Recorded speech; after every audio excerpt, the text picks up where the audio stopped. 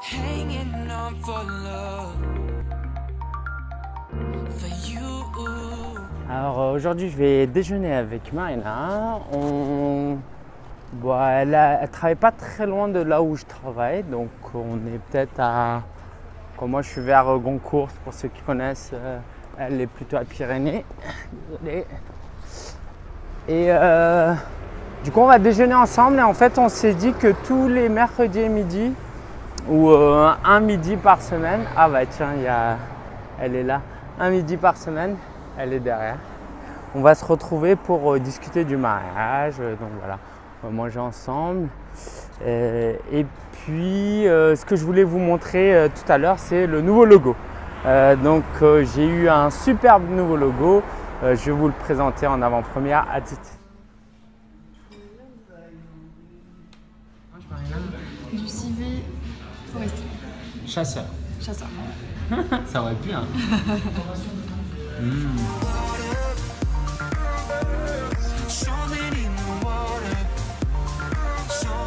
Bon alors on se regarde ce nouveau logo, donc je vais vous le montrer et puis on va aller sur l'ordinateur. Ouais, je rentre au coworking hein, pour vous expliquer un peu toute la démarche. Ok, donc c'est parti. Voici le nouveau logo. Alors je suis assis là dans le coworking. Il y a des beaux fauteuils et je suis avec mon ordi. C'est pas pareil de faire des vidéos avec l'ordi. Alors je vais te montrer. Donc bon, ça c'est le résultat final. J'aime beaucoup, donc la couleur c'est moi qui l'ai choisi. La police m'a fait plusieurs propositions, donc on va passer en revue un peu la chronologie. Donc c'est Jean Schott de Studio Z qui a commencé par me fournir le document suivant. Alors comment on s'est entretenu par téléphone? On s'est entretenu par téléphone et je lui ai dit un peu ce que j'attendais. Donc, lui, il a pris des notes, il a fait un résumé en texte de ce que je voulais. Il est reparti de l'ancien logo. Je lui ai dit que, voilà, ce que j'aimais comme marque, c'était un peu le meet-up, ça, le mou, one and one, c'est des choses que j'aime bien. Donc voilà, il explique un peu sa démarche.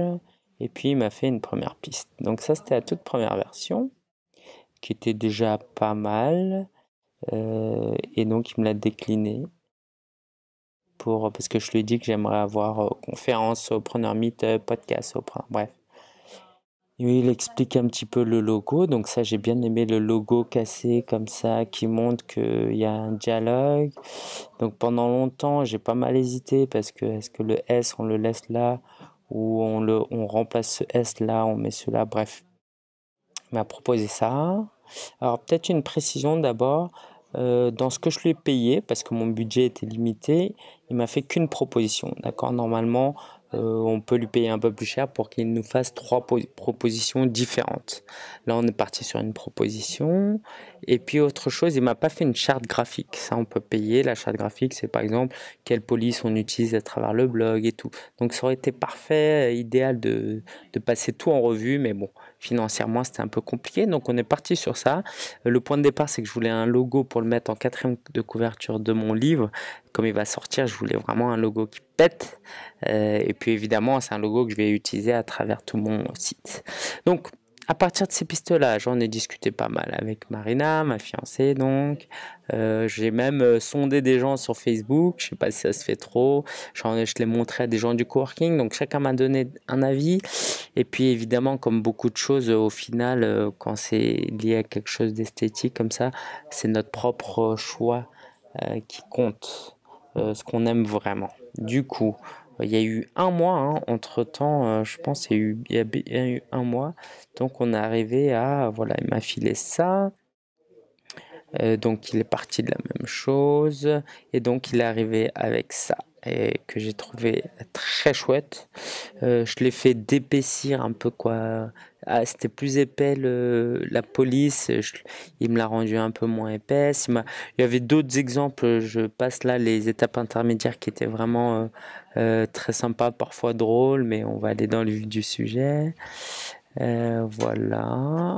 Et puis ça va donner ça en fonction des des fonds, ça c'est important.